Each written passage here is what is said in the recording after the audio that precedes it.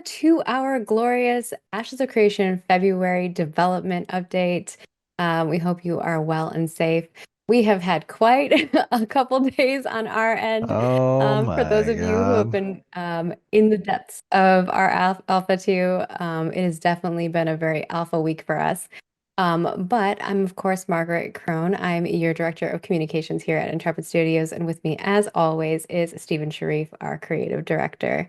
Um, I'm ready for February to be over. I'm gonna be honest with you. I'm ready for March. Luckily, you don't have very many days left Oh of my February. gosh. I I know. still Yeah, can't today's the believe last day, right? March is happening already. It's wild to me. But I think we're we're over February. Although I'm feeling very February festive. I got, red Oh, little look at hearts on. that. Yeah. Wow. My dying flowers in the background don't look. Oh no. They look good. You Yeah, can't see them. They're kind of blurred. just blur it out, yeah. Yeah. But of course, today we are covering some reminders. We're going to go over some testing highlights. We've been doing a lot of testing on various things, things that you guys care about. So we want to talk a little bit about how that testing has been going for us. And then we're going to show you what's in our February update. Not everything, we're not going to go over all the things, but kind of give you some insight into some of the things that we got going on, have a little fun with folks, and then, of course, answer a bunch of your live questions. So we hope that you're as excited as we are to hop in, play Yes. the game, And spend by the time way, together. I do want to apologize off the bat. Yeah, my voice is still a little rough, and I'm coughing a lot because I am getting over being whatever this sick was, this flu slash whatever that everybody's getting. I got it last week, and I'm like 70%. So I might sound a little weird and cough a little bit, but it's par for the course, I guess. It's been going around and not ideal. Let's just Hmm. put it that way. One of the devs that we were originally going to have join us today for the cast, their whole family's sick, so they weren't able to join us. It's definitely going around, so that's why I always hope that you guys are safe and healthy. Um, Yes. But let's go ahead and kick things off.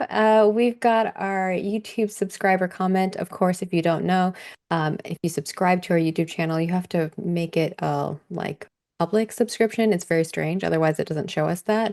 Um, we will pick you randomly. We just grab everybody, do it at random, and we pick a random comment. So today's one is from Mets9031, and they want to know who built this massive statue and why is it there? And I believe they are Ooh. talking about The Sand Sand Mama, Mama? The who has Sand an actual Mama. name. And I don't know if She we've does. ever said her name. We kind of alluded to some stuff last week when we saw her in game, but I don't know if you what you want to give away Yeah, a little bit, we could maybe reveal more. her name. You have her name there, don't you? Yeah, Yeah, you can reveal. Eterna, the Uh, Ageless Warden. yeah, so she is a statue to Eterna, the ageless warden, one of the gods in Ashes of Creation. Who built her? We've That's a been holding this stuff like really close, so I think all the lore junkies out there are like gonna go nuts right Yes. now. I mean, so the Sand Squall Desert, as you obviously can see, now that we have more of the, or all of the peninsula in place with this latest update on that just launched. The Aelan Empire obviously was within the Riverlands, and there was a sect of the ancient Aelans that kind of moved off into the Sand Squall Desert. And these were the initial kind of beginnings of the Valoon. And so it was the ancestors of the Valoon that actually built the statue to Eterna there. So she is our resident Sand Mama. You will learn more about her. There's a dungeon under her that eventually will be unlocked. And there's going to be some fun stuff and some fun lore about her that you guys will The discover. references for her are a bunch of badass ladies, so I'm kind of like pretty, Hey, uh, yeah, someone in chat and Anarchaotic said yeah, Sands of Time. Well that done. is really close. Yeah, Very I well mean, done. Nicely yeah, done. very, very much. So that is kind of her. Remember, she is one of the goddesses. So I think this is we haven't really talked a lot about the gods because we've been keeping some of that close to heart. But hopefully, you guys will enjoy that. Yes. Don't want to give too much away though. Have fun. The next thing is just kind of reminding people about the reminders that we have. Specifically, we have some dates that are coming up. We do want to mention that this actually doesn't depict some of the things that we've updated. So we're actually going to keep the realms up from today all the way to March 10th at 10 p.m. Pacific. We're going to give some extended time due to, um, it's not really due to the downtime, but in lieu of it, I think is we definitely see where people's concerns are in regards to that. And we want to give you Yeah, guys extra time. that's how we roll. I mean, and then that's how we'll continue to roll in the future. Things unexpected come up, and you guys, you know, help us get through it and help us discover the bugs, and you put up with the pain that sometimes can be testing, right? We want to be able to give back in some way, and keeping the servers up for those extra days, I think, will give a lot of people an opportunity to farm in some of the new areas and get some of the new drops and new resources and craft some new items, and not have to deal with the downtime on Tuesday and Wednesday next week. Yeah, we might have some downtime for an update. And also, we do have our daily reschedules, which are 2 a.m. CET for the EU realms and 2 a.m. Pacific for the NA realms. So just being kind of conscious of that. We're trying to do it during times that are not detrimental to you all. And that downtime is pretty quick. It's like usually a 20-minute turnaround and you're back in. So if something bad does happen, a bunch of us are on call to come fix it. So it should come up in 20 minutes. If it doesn't, there's a few of us that get pinged and we'll assist with this. The next thing that we have, oh, and in regards to the access, of course, anybody who has access to phase two is currently has access. Or if you have the larger Alpha 2 bundles from like the pre-orders and Kickstarters, that will give you access. Um, I think one of the common questions that we get a lot too are when people join the Discord, you have to connect your Discord to your Intrepid account. It doesn't just like auto-magically happen. So once you connect your account in Discord, in the Discord, or on our Intrepid accounts, once you connect your Discord account, then you will be able to see access to those channels if you can see them, but you can't talk in them unless you have that access. I think that is the majority of that. Phase three is coming May 1st. We've been Oh my pretty, gosh. it's not that long from now.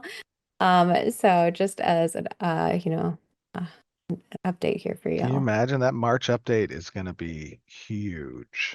Yeah, it's gonna We have a be. lot coming at the end of March. We have the Tropics expansion, the Rogue, the Sieges. There's gonna be we're ramping up for May 1st. It's gonna be Bug Central, so get ready. Let's hope not. Like, knock on all the wood. I mean, but you're right. There probably are going to be quite a few bugs, and hopefully, we can squash them all as we have been doing so far, with your all's help. So thank you so much. In regards to dev discussions that we currently have spells and abilities available. What is the best ability or spells you've used and why? Which spells or abilities stand out the most to you from the games that you've played in the past? And what made them special to you?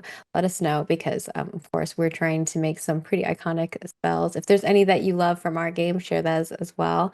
I know a lot of you are big archetype junkies, so make sure that you're sharing your love for that. We are going to be consolidating that report here soon, and we're going to be moving on to a new one, which is boss environments. And for all of you PvEers out there, I don't know, I'm a huge raider, so I think that for me, this is a topic that I'm a big fan of.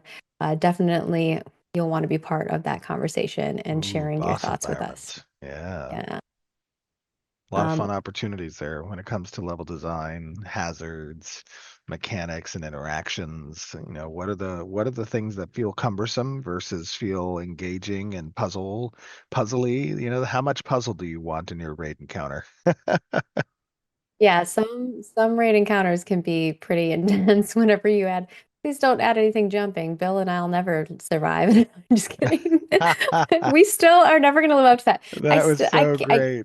The worst thing is that when we did the test run of it, Steven was the only one who I couldn't, could and Bill and not I, get and that. then the second time around was, I yeah, could not get that jump, and then it was so great that you guys couldn't get it when we actually were doing the recording.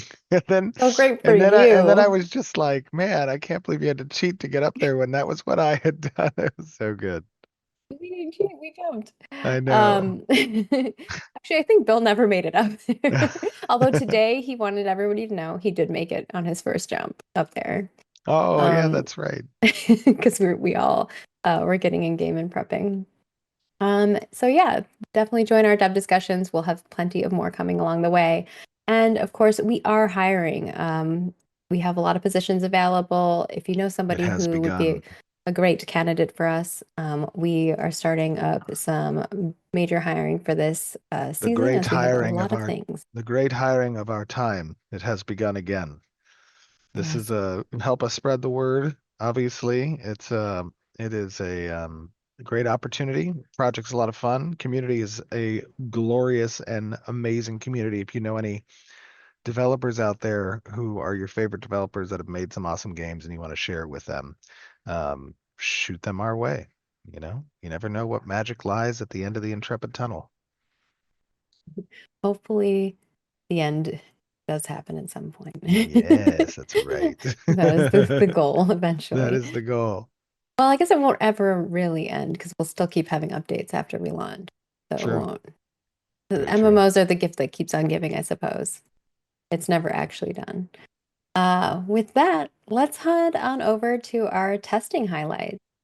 Um, we have a lot of things coming. Obviously, we're in the middle of our Alpha 2. We're in phase 2 of Alpha 2. We're getting close to getting to our final phase. Not our final form, but our Our, final phase of not our Alpha final 2. form. That's a good distinction. The final phase, but not final form. I like that. Um, And I guess, do you want to first talk about kind of generally how we're feeling towards Alpha Alpha 3. 2, Ooh, I like that. phase 3? Sorry.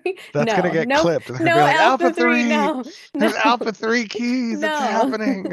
Oh, it's Alpha too 2, good. phase 3, we're getting very close to that. I think one of the big questions that we get, and I know we're going to get it in the live Q&A, so we might as well answer it now, is how do we feel about the features that are listed for Alpha 2? Are we feeling like any of those may move to phase 3 instead of landing in phase 2, and kind of starting that Yeah. at that point? Yeah, a little bit like we talked about last month and in even December.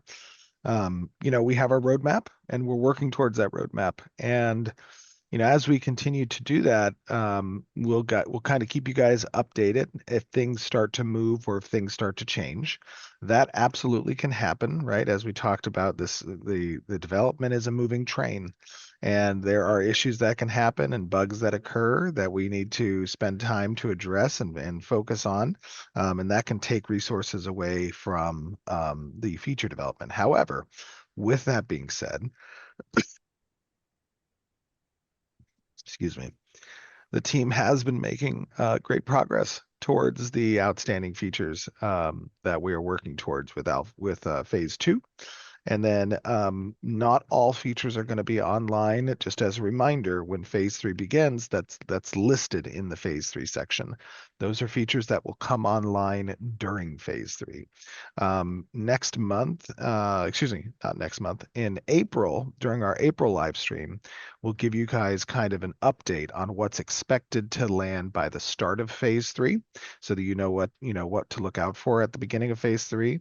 But the idea there is that a significant larger section of the world is going to be available with a lot more nodes as we get into node level 4, and we focus on building new node layouts.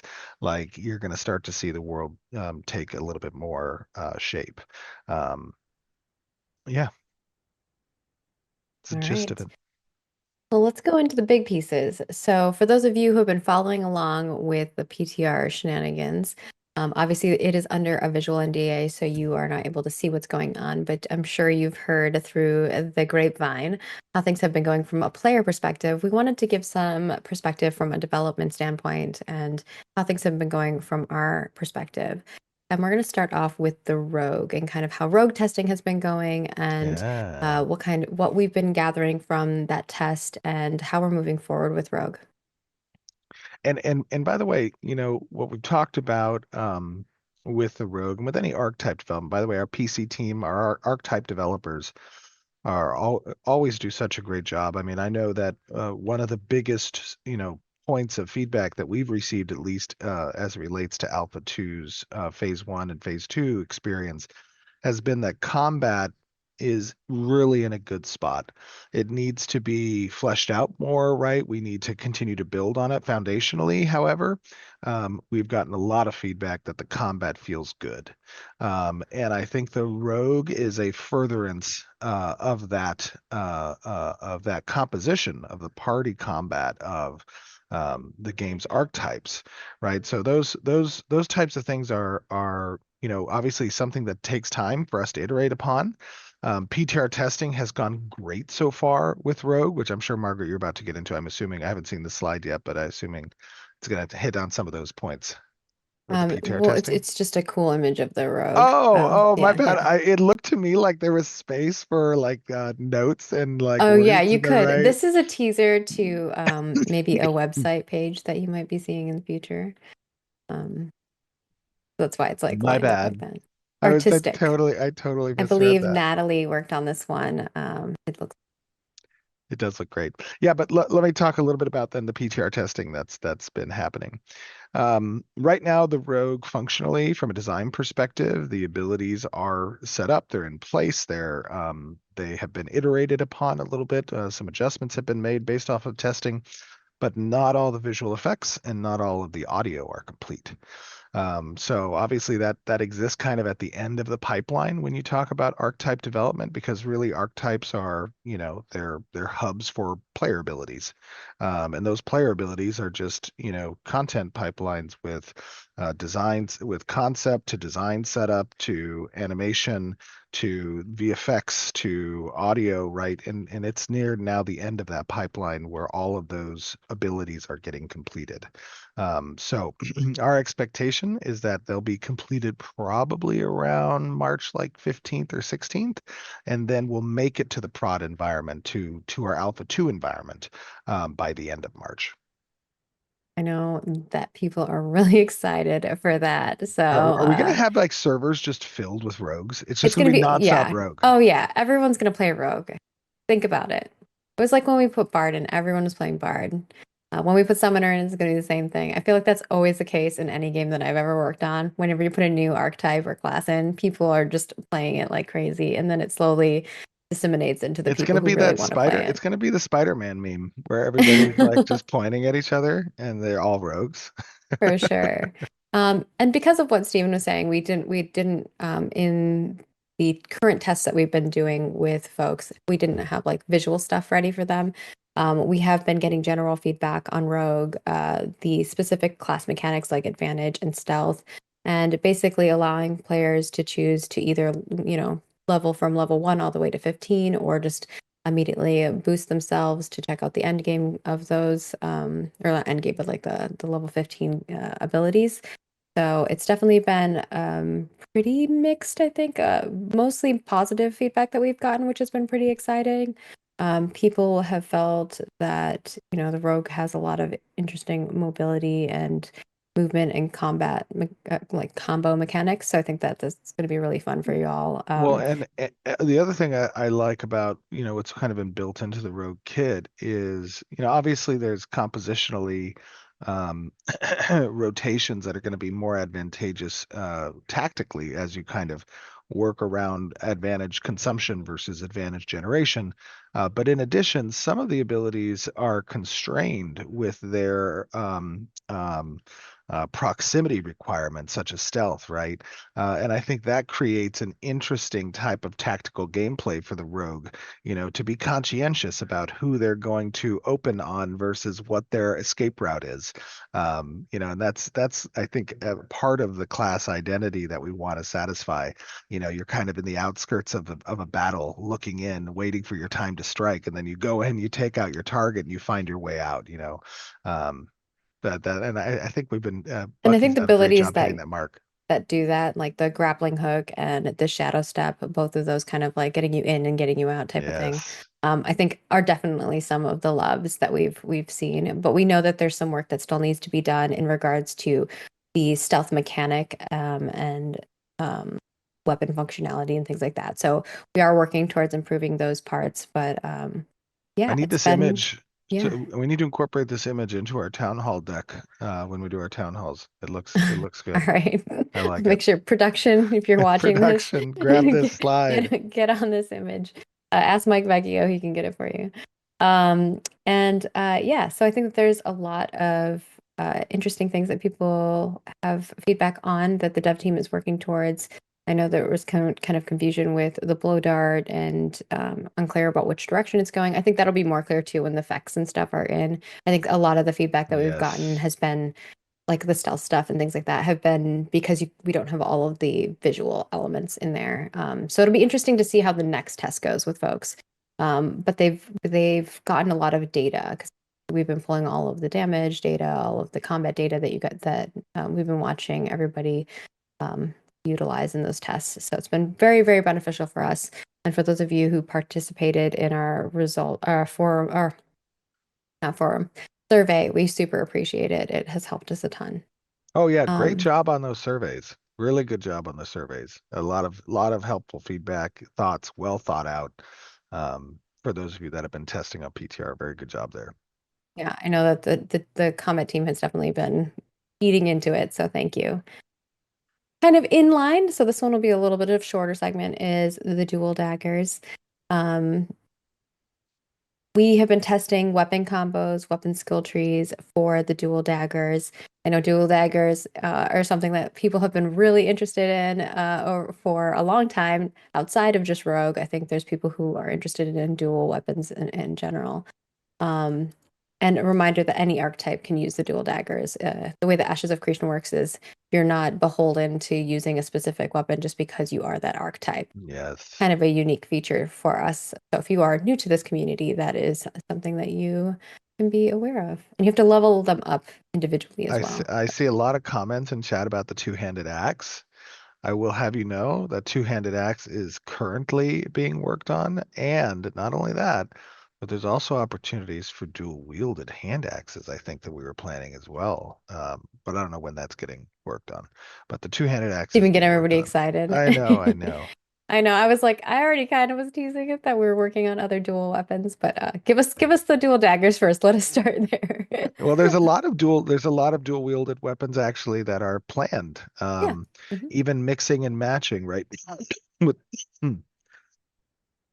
Like having a with the dagger and dual an axe or a sword and exactly, an axe. exactly, yes. Sword. And that is something that animation's been having a lot of fun, kind of working around and econ around planning, those item creations. And, it's a tough thing sometimes to balance between, value proposition on dual wielded weapons that occupy offhand versus main hand, along with two-handed weapons or, sword and board or, um, uh, um, other types of offhand combinations. So, um, two-handed axe is being worked on.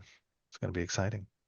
No And in dual, no regards, dual shields. No dual shields. I'm sorry. oh, That's too can't be a memey. shield bro. You can be a shield bro, but dual shields is like a level of memedom that might not, the servers couldn't probably handle with our current server tech. No, I'm just kidding.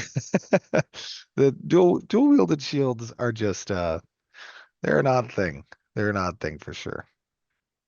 And I think that when we were doing a lot of the dual dagger testing, obviously we had some issues with visibility on the daggers. We didn't have visuals, so it was kind of a little bit hard for everybody to really get the full impact of what it's going to feel like.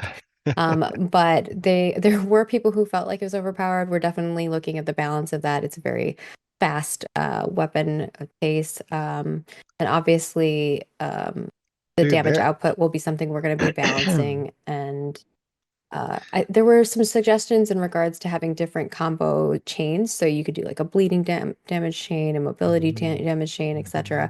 Mhm. So that is something that we are exploring as Dude, there are some dual wield fanatics in our chat.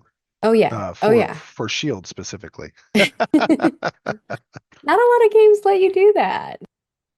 Just like I bashing know. shields, throwing shields, bringing the shield back. That'd be sick.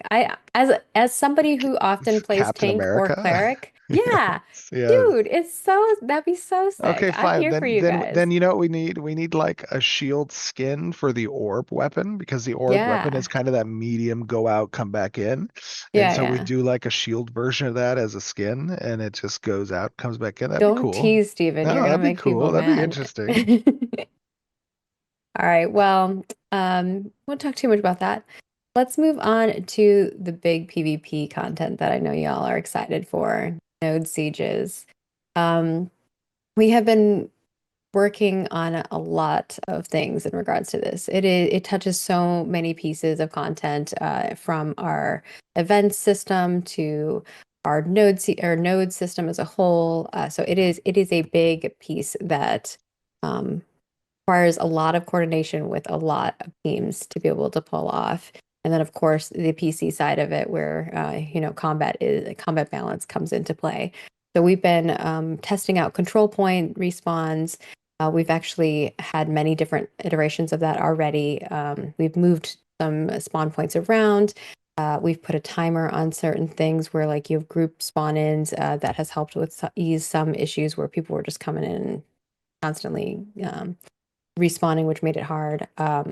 Final objective locations, we've kind of moved those around, tested those around in different locations to find some balance. We're getting there. I don't think we're quite perfectly there. There's still a lot of work that needs to be done, but it's getting close to there. And then gate destruction, time to kill. Obviously, some of these things will change too once we start adding siege weapons in there and siege vehicles and things like that.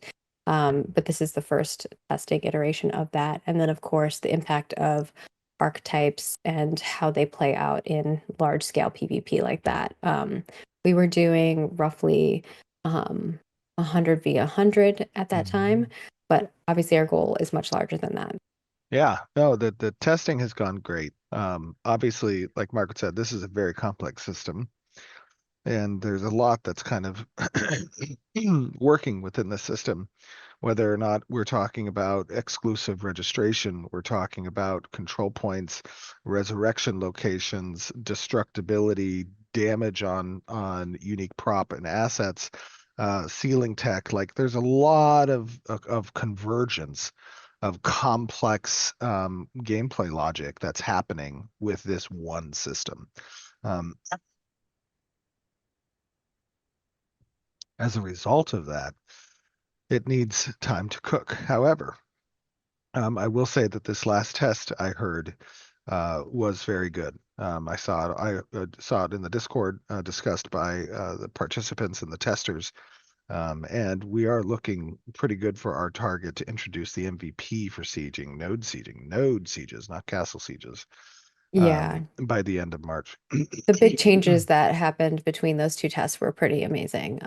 We tested out two different node layouts as well in different nodes, and that gave them some more insight, as well as the first iteration. We definitely saw a super advantage for defenders. Now, we do want there to be some semblance of advantage for defenders because you losing your node is a pretty big deal. Um, but at the same time, we do want it to be a fight that is winnable by either By the side way, to some extent. just real quick, just a reminder if you just tune in, I was sick a week ago. I'm no longer sick, but I still have some legacy, coughing because I tend to cough anyways. So I People were apologize. surprised because last stream you had no coughing at all. I know, I know. My lungs are not the strongest part of my body. But yeah, node siege testing has been going pretty amazingly for us. And like Steven said, I think we're pushing for that to land. Do we have a timeline that we were willing to share with folks? For the MVP of sieging, I think we're Mhm. going to make by the end of March, something on prod. Yeah. Exciting. So coming to you soon, next month potentially might be what we're showing. And if that's the case, we'll definitely try to plan something where we can push a node siege, even if it's not necessarily something that's timed at Now, that now time. be ready because actually I think in the initial implementation of sieges on the production Alpha 2 environments at the end of March will not destroy nodes. So these will be events Mm. that happen that allow nodes to defend themselves and for attackers to attack nodes, and there'll be prizes that can be acquired and They injuries get done sent to to the you through node. mail.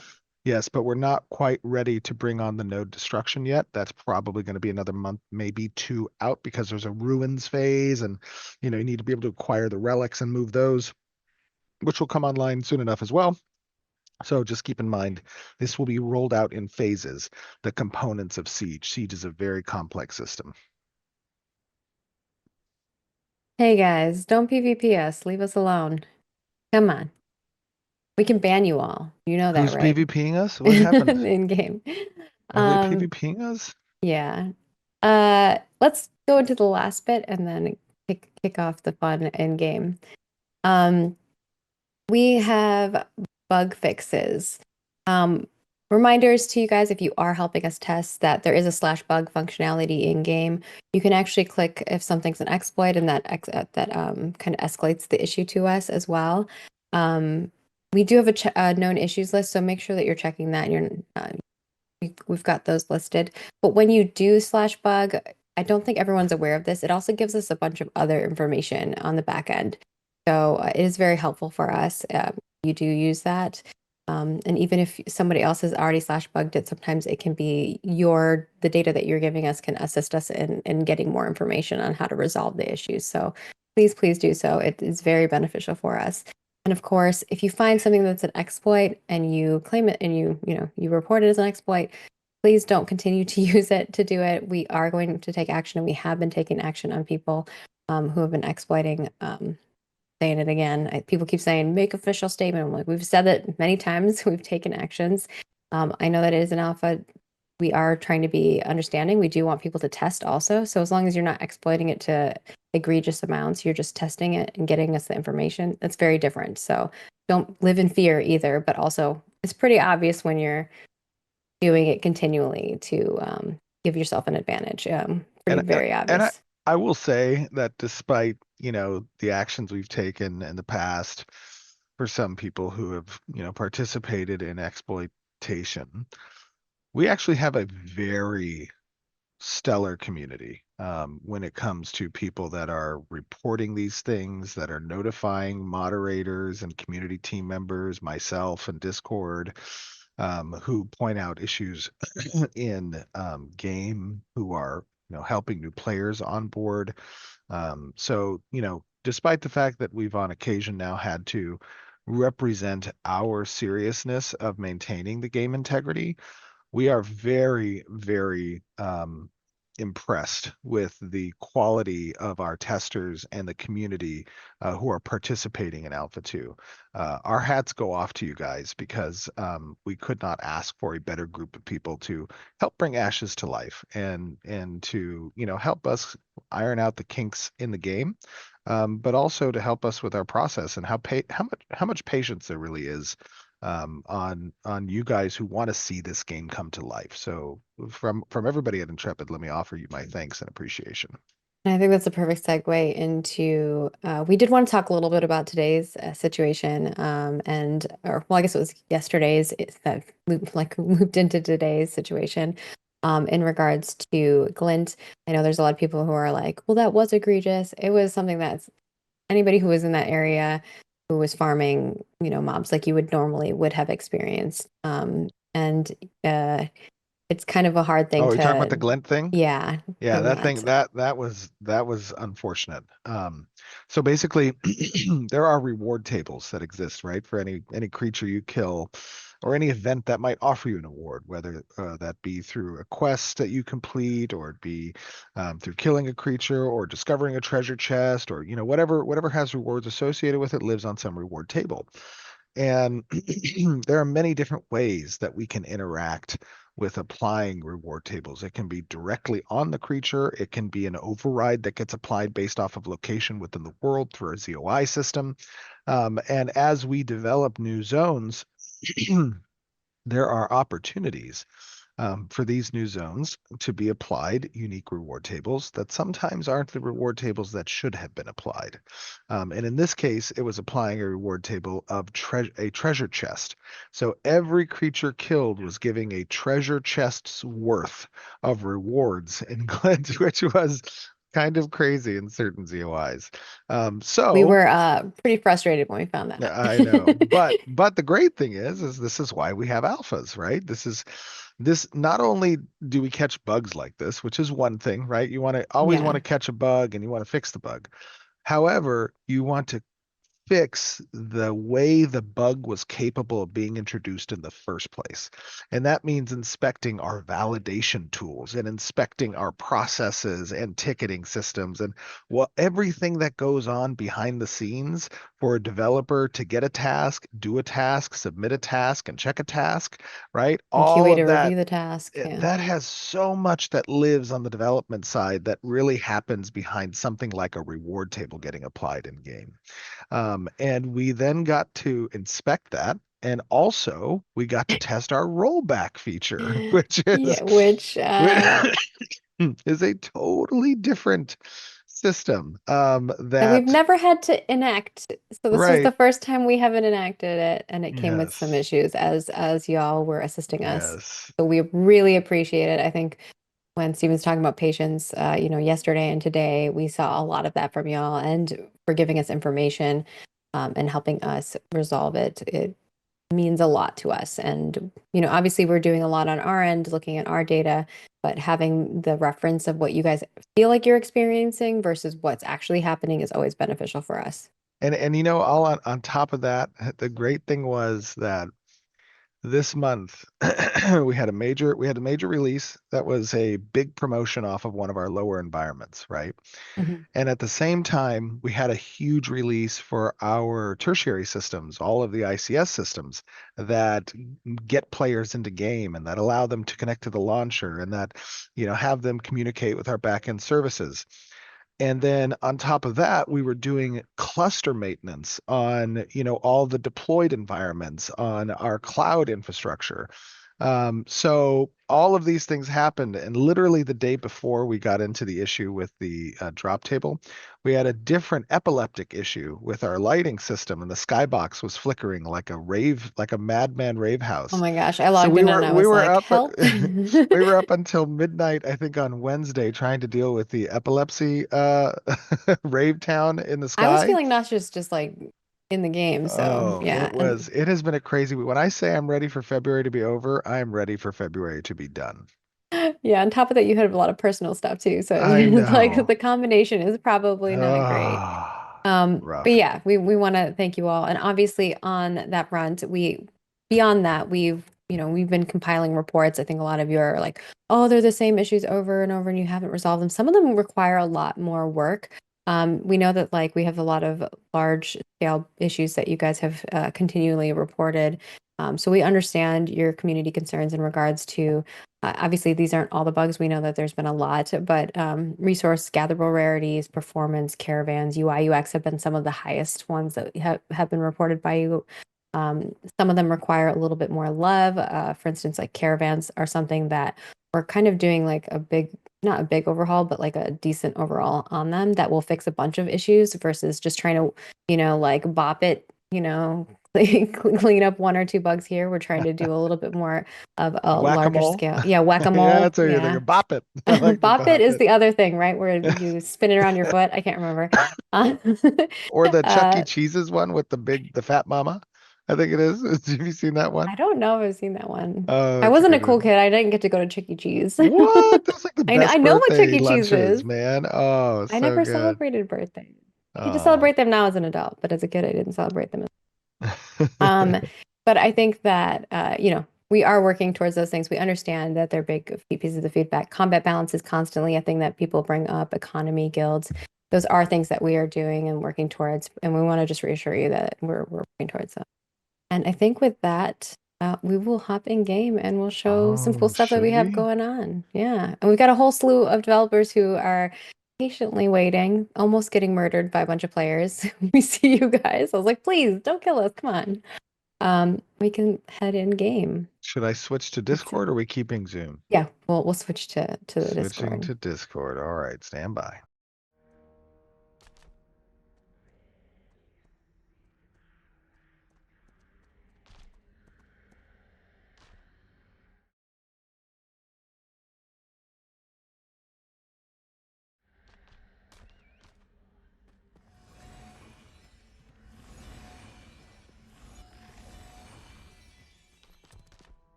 happy Scorpion You're Dwarf so people. cute. Oh my gosh, that You're is adorable. awesome. Comparatively? They said we're muted. Okay, it's Uh-oh. back. Okay, we're fixed. Oh, embarrassing. Okay. Embarrassing to be seen on something like that. What? Those things, I They're bet you there's so two. They should be cute. super fast. They should be super fast. Yeah, they are kind of little go-kart Are they vibes. fast? Can you like run? Yeah. They Oh are, my yeah. gosh, look at these things. And their What little is legs. that is crazy. That is wild. I love these. All right, do we want to do some This is Mario introductions Kart. of the new folks who are joining us? We do have Yes. some new faces and obviously some folks who or voices, and obviously some folks that y'all have met before. All right, let's do this. So, we have joining us today our technical director, Zach. How you doing, Zach? I'm great. Happy to be here. Ready to play. Are you ready to play? Have you You've been after the de-stressed chaos from the today? last couple of days? I don't know if I'm de-stressed. Okay, Yeah, perfect. we only have a couple hours left into the weekend, so we're good. It's been a long few days. Dude, don't jinx us, and then we're gonna find something else, and we're gonna have to be here all weekend. We Don't- do don't- have don't it say that. deployed Don't say that. tomorrow. Well, thank you for Bye. joining, Zach. I think people will get a treat kind of listening in on the shenanigans from a technical perspective, what we kind of went through. And also one of our lead systems engineer, Alex Kudoli. Alex, how you doing, buddy? I'm doing great. Happy to be here again. Yes, welcome back. And of course, we have a glorious member of our senior production team, Gunther, not only a producer, but also an artist. So he knows both of the realms and has actually, late at night, submitted a few fixes himself. We're leaking everything today, aren't we, Steven? I know, we totally are. How you doing, Gunther? He's not Doing feeling well. He's great, on thank you. flu medicine, and he's I like ready to am. just share all I. the deets. Oh my gosh, I'm He's totally. vulnerable. I'm completely medicated. I have to tell Kyle No. get the mute button ready. No, I'm just kidding. Doing great, thank you. No, also just so you know, I already added the rogue to the production template now, so Oh, nice. next time you use Thanks, it, Gunther. it's already in there. Yes. Yeah, I knew a producer would be listening. Oh wait, I So need to great to be close. here. I need to close my chat box. I was told by a voice in the sky to close my chat box. All right, Gunther, great to have you, brother. And we have, of course, Luperza on her great, beautiful Scorpion. Welcome, Luperza. That is So Margaret awesome. Crone, our communications director. Welcome. And then Bill Trost, our director of design. Bill, how you doing, brother? Good. Ready to cause some trouble. You didn't want to do the little tiny Scorpion? No, oh no. Zoom in on the slobber on his. A he's proud got Vec would never slobber. be caught dead on one of those. Oh man, You what see is the this? slobber coming out of his mouth? Oh, Gross. that's nasty. Well, that's because this is a Komodo, right? Yep. Yeah, so they're all about like spit that's super nasty bacteria, and that's how they kill their prey. They're not violent. They just do a little nip nip, and then you go and you die by yourself, and they eat you later. They're not violent. They just nip and murder you. What? It's their bacteria buddies that do all the work. Yeah. They just reap the benefit. That's like some maximum entropy efficiency as an evolutionary, trait. Yeah. It's nice. And then we have our Het.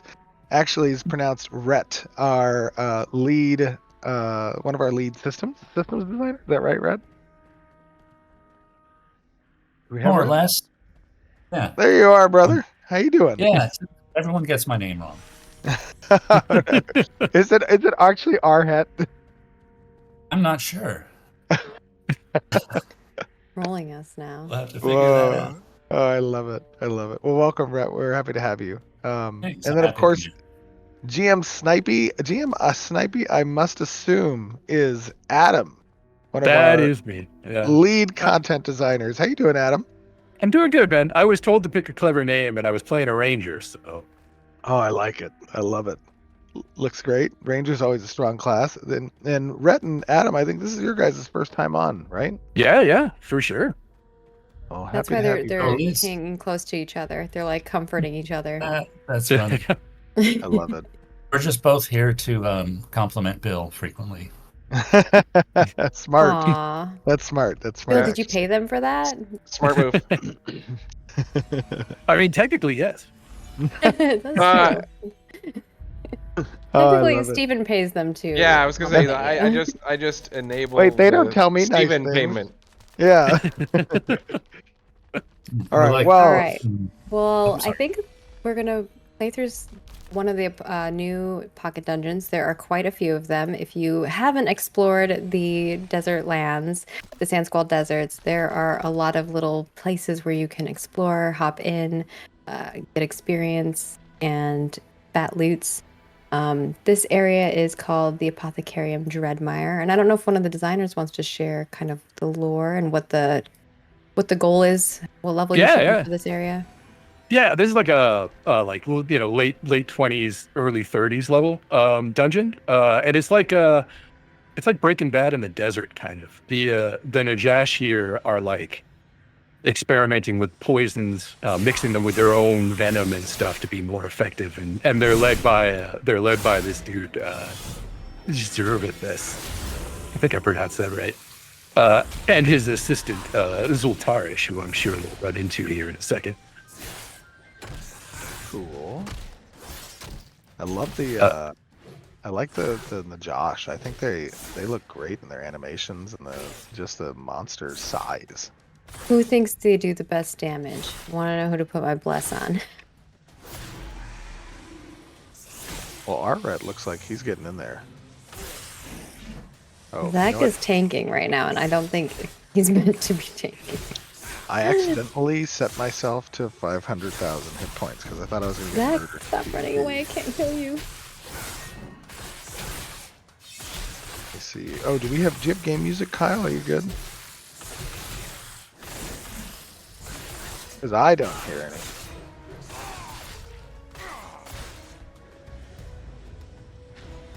I mean, I don't need to. I was just making sure you got it. He hates Okay, me. are we pulling out here? I mean, you have me in your party. That means pulling everything anyways. Is there? My heals are not working on you for some reason. Who, me? At all. Yeah. Oh no, on me, because unfortunately I set myself to 500,000 hit points, and when I set myself back down, it actually doesn't change my max health. So I'm at like 20,000. You're healing me. You're doing a great job. Oh, okay. It's just not eating into my 500k. So the bar looks like it's low. And so I know Rhett talked to I me. don't know. I'm trying to heal Snipey. And it's not. Oh, is it not healing Snipey? It's Yeah. healing me. It's weird. I don't know. Yeah, I noticed when I tried to put my thorns on somebody else, they ended up on me too. I don't know what that's about. Yeah. I don't know what that's all about. Not ideal. Uh-oh. I might Yeah. not be able to heal you. Oh yeah. Yeah, I'm trying to heal as Yeah, well. my heals are only Wow. healing me. Oh no! We're found the live bug. QAing everybody. Now we need to find the reason for the bug. And we all seem to share it. Yeah, all my heals are healing just me. Is because even though we're in a party, we're all flagged. Oh, because we all flagged. That's right, the bug. Yes. Yes. People we should. PvP'd us. That's right. Yeah, someone is flagged PvP. We We've done lost it. Bill and we lost Adam. Oh, did they die? Shit. Oh yeah. Yes. Oh Oh yeah. yeah, because I couldn't heal them. Okay. Well, let's go investigate other places.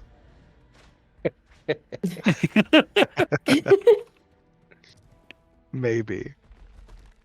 But I do know that some of the things that some of the players were asking was, even though we've expanded into the Sand Squall Desert and we've expanded the size of the peninsula, we've introduced these additional pocket dungeons. There are additional creatures and NPCs here and reward tables here. What is the process like from a design perspective? How does Econ kind of follow that path of new zone development? Are there still things that Econ's going to be doing in the Sand Squall Desert? Rhett, if you want to speak a little bit to that. Oh yeah, a bunch actually. So this initial crop of the desert, has a good selection of resources, but we want to make sure that there are options at each tier. So we have another about half dozen different resources still Oh, on nice. the way. Oh, that's Um, cool. And is that just kind of spread out between like herbalism, mining, and Exactly. okay. Yeah, we want to get coverage. There's a new Joshua tree. There's some new minerals. Lithium on the metal side is coming, and of course, we'll make new recipes for those that cross different artisanships again to get that cooperation we like to get in our crafting loop. And so there's a lot of that coming. There's some new loot. These dungeons have just gotten stood up, and we're going to be running right behind with new cool stuff to get from the named enemies in the new dungeon, pocket dungeons. Possibly even, there's a certain named rogue that maybe Adam knows about. That Ooh. Who's this named Rogue, Adam?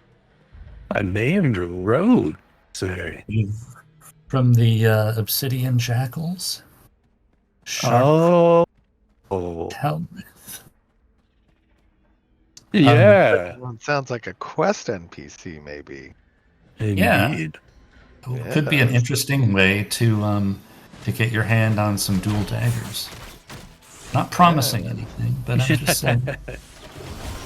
Some It's the heads kind of up. stuff that- People looking to, Yeah. they want to know how they want to get their dual daggers when they come out. Yeah. Also, there's some interesting stuff going on with those Obsidian Jackals. They know more than you may think they do. I think they do too, because somehow they were dropping treasure. She has reports. That's true. Yeah, it's good to be an Obsidian Jackal. Apparently, Yeah, those guys are rich. Where's our tank? I don't know. Where are we going, by the way? It's I'm going to supposed to follow be you. our head, but Oh, that's good. He was. Oh. was he jibber jabbering? Yeah, Sorry. he was monologuing. he was chit chatting. See, and people ask me all the time, why do you play so badly? It's because I have to think about talking. By the way, yeah, if you I'm just wondering because I'm like healing the poop out of Bill, and I'm like, why Margaret, is I'm going to Bill follow tanking? you. You take us where you want to go. yeah, you might have to Well- flag Margate for healing. It's fixed for me. Yeah, we're supposed to go into that dungeon. Do we not want to go in there? Oh, yeah, no, we can go in there. I already went in there, kind of. Oh, you flew around already. Yeah, a little bit. I want to fly to other places. We can certainly do so. Would you like us to do what we did last time when we just summoned you to them? Oh, yeah, that's cool. Yeah, we can do That might that. be faster. Since we chatted a bunch earlier. Head to the next one. And did we bring on the additional nodes as well online yet? No, not yet. Not yet, okay. But there are outposts there's an outpost in those places. I believe it's the Jin and the what's the other one? Jinna and Squall's end nodes will be there. Yep. And those are the two new flawless POIs. And those will be where the two new nodes are. Okay, very cool. But they are coming. I don't know if anyone here wants to talk more about that. About the new nodes? Oh, About well. Squall's End and yeah. Oh, yeah. They're like, when? People in the chat are like, when? When are they coming? Soon, trademark. Commodities. There's been some new commodities placed as well, I believe, for Sand Squall. Is that true? Rhett, do you know? I think that systems team has been working on some of that as well. We definitely want each of the new nodes to be a worthwhile destination, a place where players want to invest their time. So, in addition to all the new resources in the new biome itself, we want to make sure that there are additional reasons to go to all the different nodes we're setting up here. Very nice. Now, as I'm flying through this pocket dungeon, one thing you'll notice, in addition to Econ and some of the other design teams kind of coming through the parts of the world that we are expanding, will also be some of the lighting team as well. And there's still a lot of work that's outstanding to kind of make these interior spaces shine, for lack of a better term. No pun intended, of course. When it comes to the lighting, that Unreal just does so well. But our lighting will have some time. Oh, I've been summoned. Congrats, I am now citizen of Lionhold. Yes. So this next one is I love these little Communion. trees. Oh, these- yeah. I don't want to Communion's interrupt cool. I don't want to interrupt what you're No, saying. no, so I if was, you wanna finish that. yeah, no, I was just gonna say that expect as those pocket dungeons over the course of the next couple of weeks, we'll get some lighting passes to them that are really gonna make them stand out. These trees are so great. It's I so love this color. pretty. It's Right? giving me spring vibes for sure. Yes, Tristan did such a great job with these. Do we want to talk about kind of the communion area and the lore behind here? And then I don't know if we want to pop in there, check it out. Yeah, part of the reason like it's so like pretty over here at Communion is just because this was like historically a Valen retreat. Pilgrims would come here and they would like prepare themselves first when they were petitioning Jin for like entry into Mokop's Mirage. These days, though, the retreat's found itself some new residents that are perhaps a little less esteemed. Yeah, they're nasty. Oh my These- gosh. Whoa, They have a lot of what's HP. That bear. Oh, dodge! I'm trying to heal you. The lighting in here has not been touched at all. So No, it needs some love. you guys will see this place really look different once lighting gets a pass. I know that our lighting artists are like, thank you for saying this. Thank you.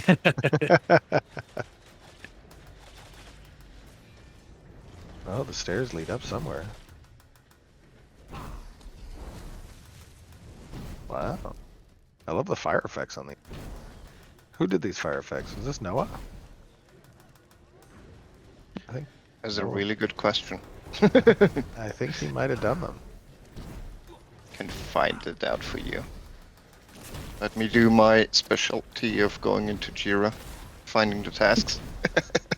Whoa, what was that you guys just got hit by? I'm getting like Professor McGonagall is doing that like Snape battle with me. Uh-oh. Alright, I'm trying to revive Zach. Yeah.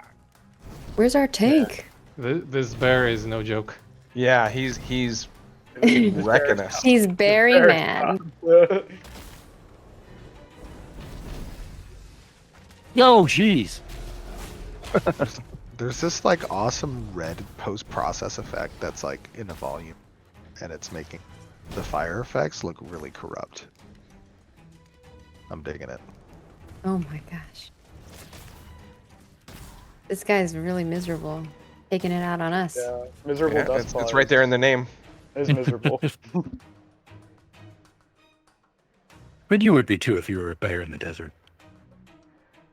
Gosh. I'm not sure. Oh, I'm trying Not to sure how we revive. can bear it. Oh my god. Zach, you might be the best person to tank, actually. If I can tank. It's fine.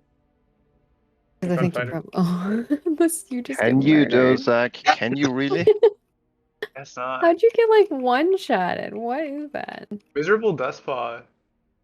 You I die? feel like we're not doing any damage. To No, we him. are. What's happening? Look at his health bar. He's regenerating just faster than we regenerating can do too damage to fast. him. Yeah, I think.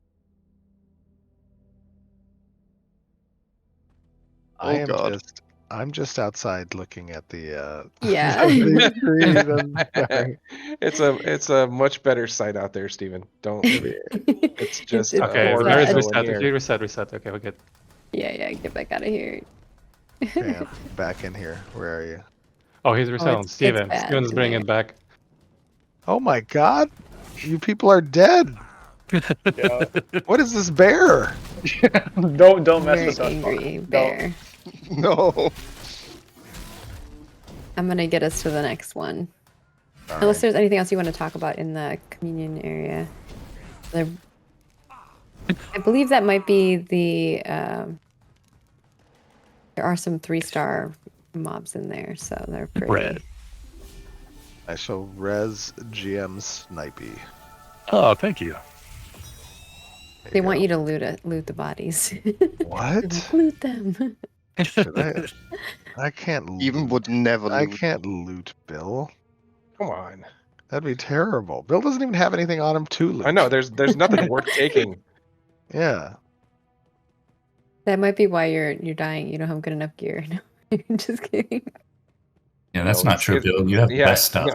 Yeah, no, it's definitely a skill gap. Ooh, group loot.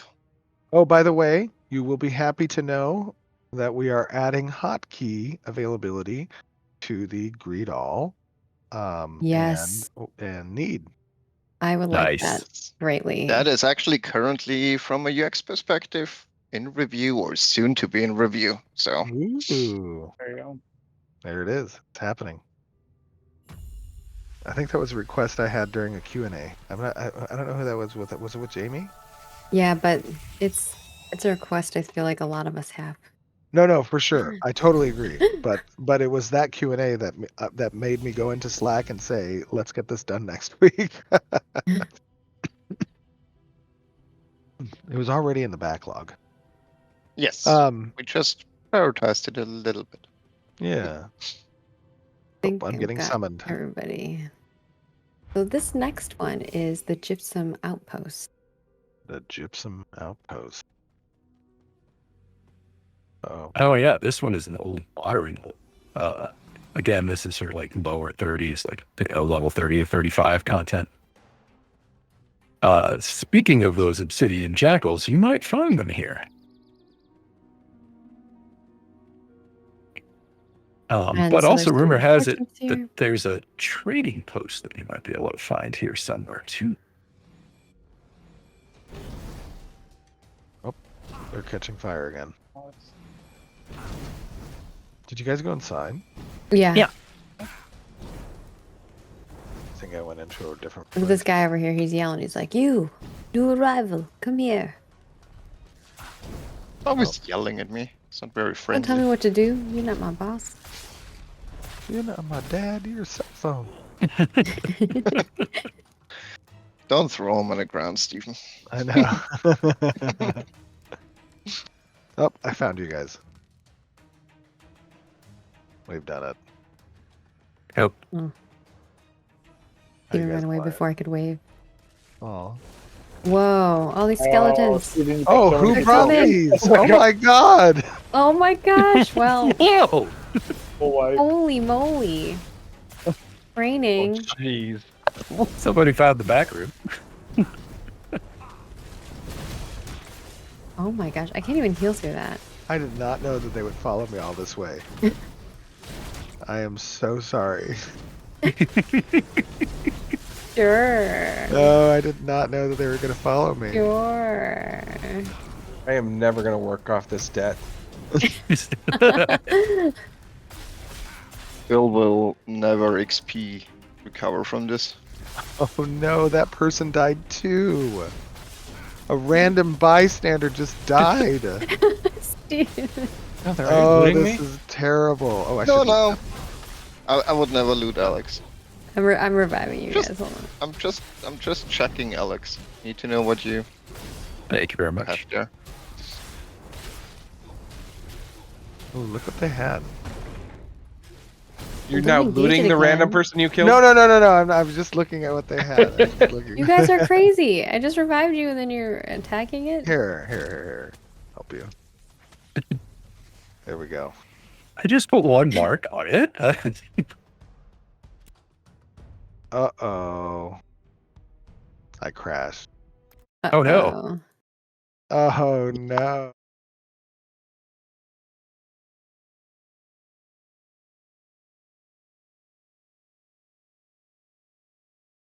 Stand by.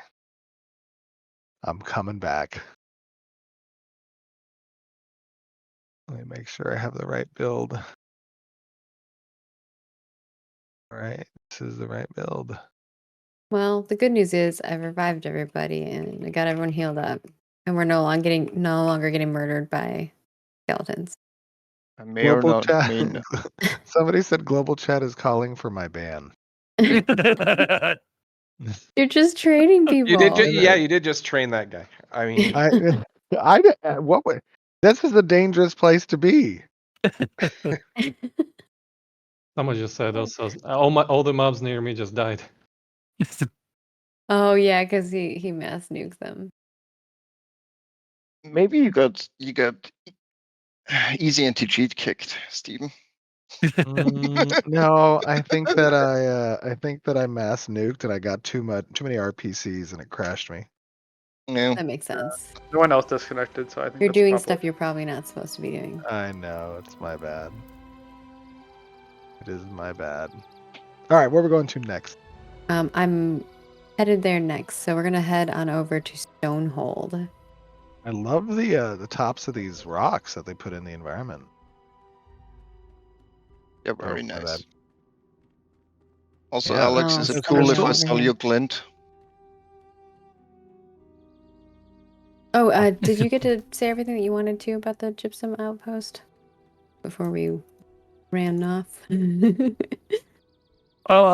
Yeah, I mean, the only thing I was going to say is it's not as safe as it seems, but we got a really good example of that. So, Yeah, we learned that. Oh, my HP is normal again. We're good. Oh, yay. Then I'll be able to actually heal you. Yeah. But we figured out why I was having trouble healing everybody earlier.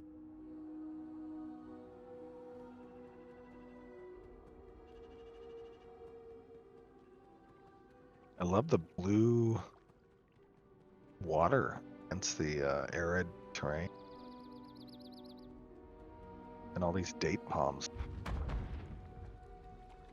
Yeah, the water is pretty over oh, here. it crashed. This is like a little oasis. Oh, Ruh-roh. kill it! The berserker! why did he kill my scorpion? I don't know, but he came in heavy-handed.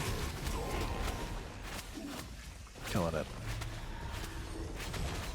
Oh my Or god, you there's guys at another one. Stonehold? Oh, Yeah. I'm not immune again. Uh-oh. Steven! Oh, I can't. I disappeared in the Steven air. always pulls like an extra one. I didn't know. The chaos!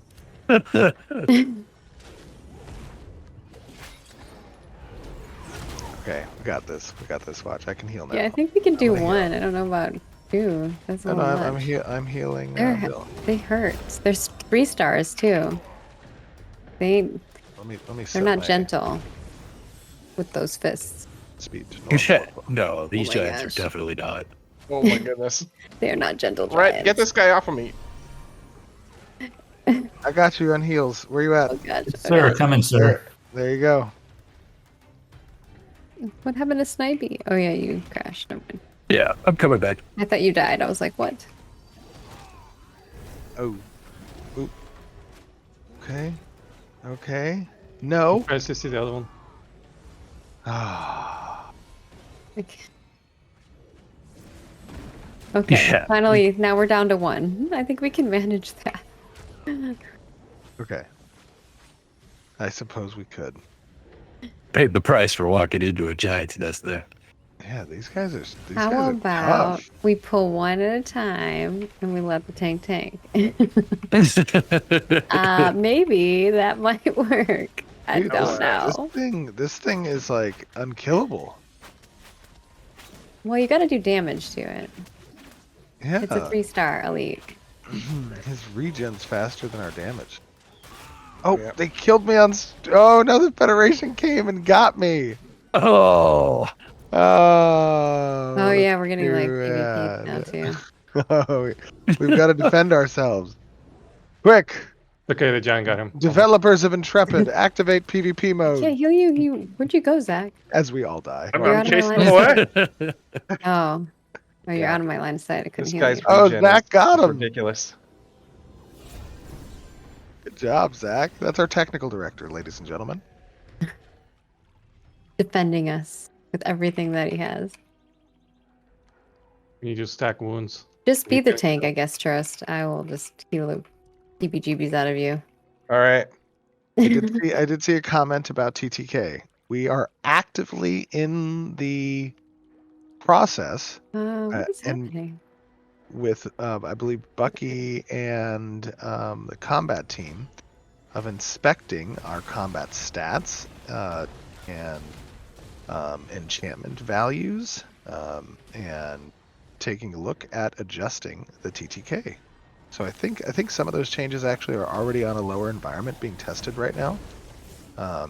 You may see some adjustments over the course of the next couple of weeks. Oh my gosh. I don't think I'm gonna be able to get you up and keep everyone else up. No. I got Zach. You can try and get him up. Yeah, I'm healing And- Zach. Oh, I can Again, get his regen Trost. is just insane. His regen is. He also does splash damage, so don't stand in front of him. Yeah.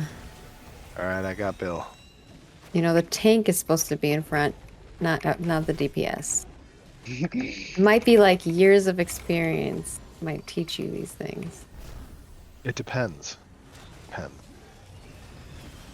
When I play DPS, I'm definitely sometimes in front. Oh, you are an outlier to this, Stephen. This is a good new area. I like this place. It's a I like really the- pretty oasis with the It cave is. next to it. We haven't even gone into the cave yet. Yeah, right. This is just their Seem to front get lawn. sidetracked. Yeah, we got sidetracked by giants. I think it's because Bill wanted revenge on his poor scorpion. We're entering the kiting mode. Well, I think this is a smaller dungeon if you want to fly through there, Steven. That's I what I'm don't think doing. it's I like super large. the size of the interior is very large, but then it has these giants in them, which kind of makes it a little smaller again. Cozy. Yeah. Again, needing a lighting pass. Once this has a lighting pass, you guys are gonna go, ooh, ah. Yeah, I could easily see where like the stalactites and stalagmites will look really cool once the lighting proper Oh, in there. I would love to open the ceiling a little bit more and get some nice god rays. There is an inside. opening in one spot, I thought, in there. Yeah, but I don't that's know not where. enough. That's not It's not enough. Steven needs like a million god rays. Most of my art direction I'm gonna is grab you, is more Alex, in a god moment. rays. Just saying more god rays. I can confirm. Yeah. It's kind of like J.J. Abrams and lens flare. Careful, Zach. But we have custom god ray tech now, so everything will be better. All right, I have successfully explored the interior, the home base of these All right. godly Keep your berserkers. guys. I think we need to get away from this.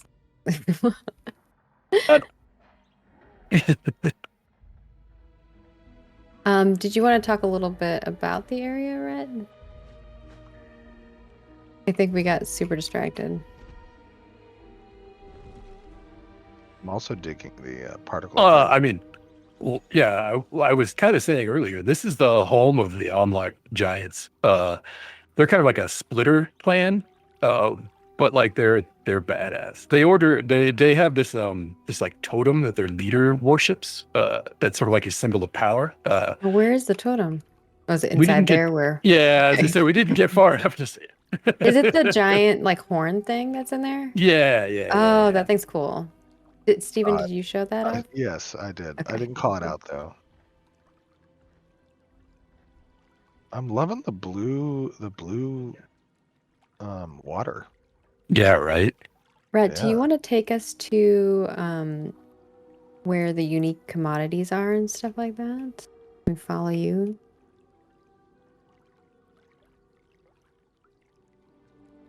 I'm I not mean, where to- sure. Go resource hunting, you mean?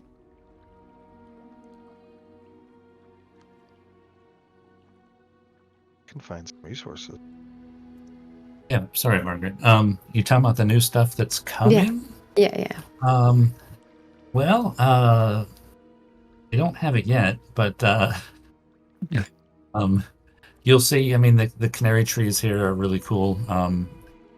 They came in this most recent round, and we're going to be filling that out with Joshua trees.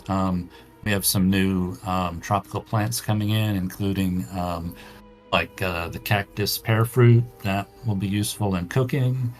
Oh, there it goes. and a bunch of, like I said, new mining materials as well.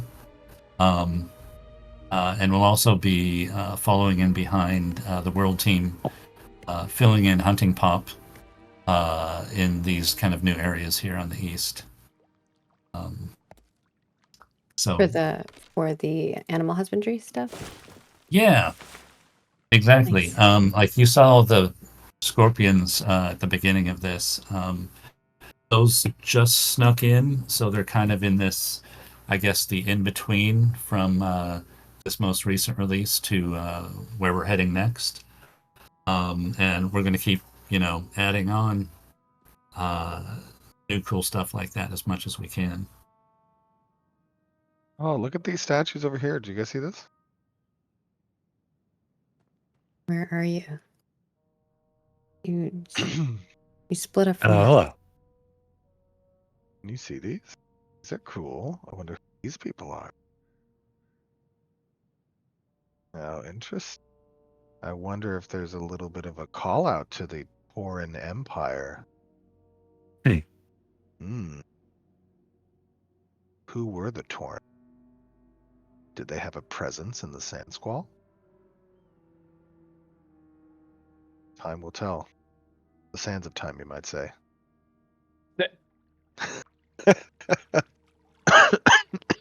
Oh man, Yeah, that's what that'll do to you.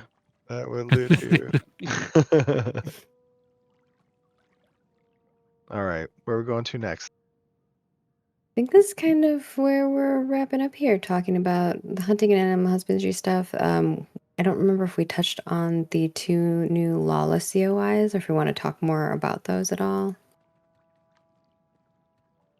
Oh, yeah. Obviously, we're getting attacked. Oh, are you? No, we were earlier. Oh, okay. Well, yeah, I think we expanded the playable space for the lawless territories, correct? Yeah. Both of the lawless zones, in fact. So you're gonna end up, when we add the new nodes here in a second, you're also gonna end up with an additional lawless area, if I recall correctly, right? That is right, yes. We're going to be expanding that out a little bit. I got you. You're safe. I healed you. Sorry, from that. No, I see you running from the giant. So good. Okay. But yeah, the desert is gonna get significantly more dangerous. But I mean, that's where the fun is, right? Absolutely. And next month we are going to be expanding the turquoise sea. I'm sorry, no. Yeah, turquoise sea, right? Turquoise sea, Tropic? yep. Yeah. And I think there's gonna be some island hopping. There's gonna be some new mounts, speeds and adjustments for aquatic mounts that are gonna be introduced over there as well, with some commodity opportunities perhaps. I know you guys, Adam, are working on some fun narrative beats around the turquoise sea. Yeah, I'm actually over here with a knuckle in my mouth, not speaking, in fact. You can talk a little bit about it. Yeah, if you want to. Oh man, good. it's gonna be cool. Like I don't wanna spoil anything, so I really do wanna like be careful about what I say. But man, all of the cool, weird, high seas mystery and like scary stories. We are jam hacking that area with that kind of stuff. And so I can't wait until we get to show it to players, because I think it's going to be super cool for everybody. Especially for our head over there. Oh, That was Nice. good. All right. Oh, that's a nice segue, though, because of course we're working hard to support all of the cool narrative and world building going on over there, with useful econ gameplay. There's a lot of great material, so we're going to be, I'm sure, whipping up some really cool stuff. This isn't like a formal announcement, but Stephen, we've been working on revising our hunting mechanic, which until now has been very placeholder. Yes, I heard about the new prototype for hunting. Yeah, and so Corey and Jason have been working really hard on that, and it's starting to look really cool. So I think for anyone who's gotten used to the way hunting works, this is going to be a really cool plus for you because it's really going to change the way that works. And for anyone who's been feeling a little underwhelmed by what's really a placeholder right now, you'll get to see a hint of where we're taking it. Yeah, and I so think this new direction is way more directionally accurate towards where we want hunting to eventually land, right? exactly. And so I'm excited about that. And while it's really, I don't know, one of the fun things about working on Ashes is we're always pushing forward, but at the same time, we've got this great community that gives us feedback, and it's important for us to, improve the quality of what we've already made. And so this week, we found some bugs in the way that hunting artisanship was being calculated for some animals. Digging into that, we found some problems with the way our processing XP was working. And so, we've treated those, and that should make a big improvement for everyone who invests heavily in artisanship.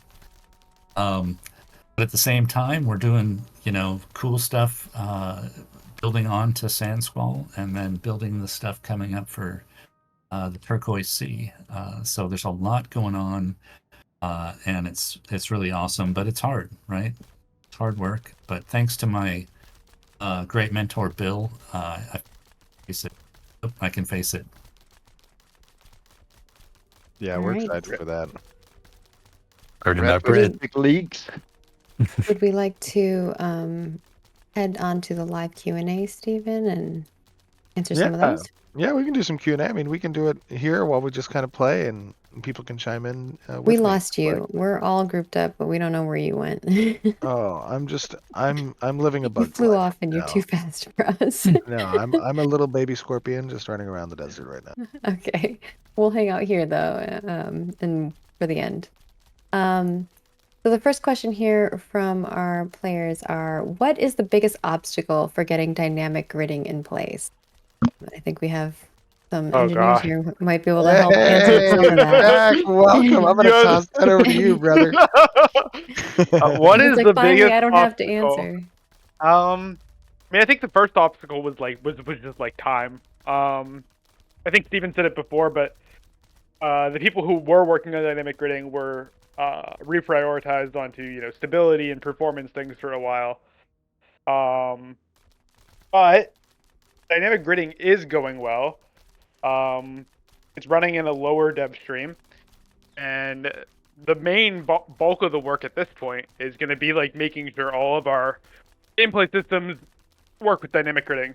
So that's we have an event running in the world, and we flip the server while the event is running, making sure all that works and it's seamless for you guys, and making sure when we're transferring thousands of actors all at once that there's no stutters.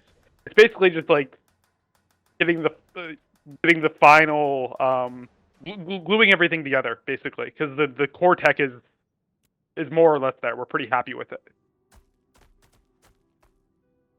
Fun. All Exciting. right.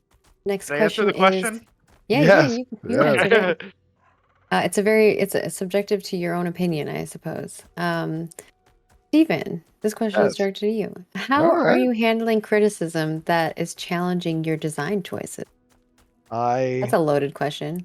I mean, I'm gonna be honest with you. Like, that's why we engage with players, is to get the criticism. It's easy to think a design's gonna be great. It's difficult to think about, how to improve a design so that it is received better by players and is engaged with better. I think, a lot of the time when we inspect, some of the feedback that we've received around the current gameplay loops within Ashes, much of what we hear is actually validating to our longer term intent and, the outstanding feature work that's necessary on particular systems. So you know, the reason why this type of a iterative loop works, where we have this transparent process, is because when we get the feedback from the player, especially when that feedback is critical, it's usually illuminating that the path we have already set for ourselves forward, so long as we execute in that direction and continue to implement those outstanding features, are going to have a good chance at landing what the players are looking for within Ashes right now. Yeah, I would say that a majority of our reporting, the issues that you guys provide and the concerns that you have are already ones that we have concerns about in regards to those designs as well. And they're already working on iteration and changes towards those, or they have plans to do that. Not everything is going to happen in every phase, so you're going to see some of those things come online later. But we are pretty much, I think there's only been one or two specifically. I can name one, which is the tank class or archetype being called the tank is the only one that Stephen has pretty much was wanted to stay with that name.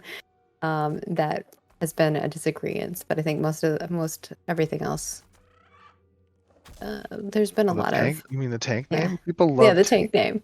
There's, I mean, It's just look at chat. Chat, is tank tank or is tank not tank? Come on, let's just, can we get some tanks in chat, or do we they're want gonna not tanks? They're gonna be like, okay, no, I hate the tank name. Oh, it's so good. it's too funny. Next question we have is, what is happening with time to kill? This is a lot. Enchanting, gear, stats, and if we don't currently know, when will we know? Like I said, I believe that that Bucky has been testing on some lower environments, the stat changes. And stats are obviously a pretty comprehensive topic because, they are informed from a lot of different vectors. And when you deal with that many, those numbers of variables have to come together to kind of play well, not only in PvE encounters, but also in PvP encounters as well, right? So there's a lot that goes into tuning those things. You should expect that a big majority of phase 3 is going to be about actively tuning numbers. And those numbers can, relate to gear attribute scores and passive benefits. They can be character stat progression. They can be enemy NPC stat progression from the starred system. We're going to have different templates for NPC types that are going to play with certain types of stats profiles. And then TTK is going to always be something that, we're aiming to refine as layers of those stat, contributions continue to expand with the player progression. So, when we took into account like how we want player stat progression to look, and we got to the phase where players started to engage more with the enchantment system, that's when we start to see a need for iteration. And that's what Bucky and I believe our NPC and combat teams have been working towards. Right. Next question. Will there be wipes when level 4 nodes are implemented or other major content launches? Basically, are there any wipes planned? There will need to be wipes likely at some point in the future. We've talked about that in the past, right? As those needs arise, we will communicate that and give expectations to the community. We'll talk about what they're for, why we need to do them.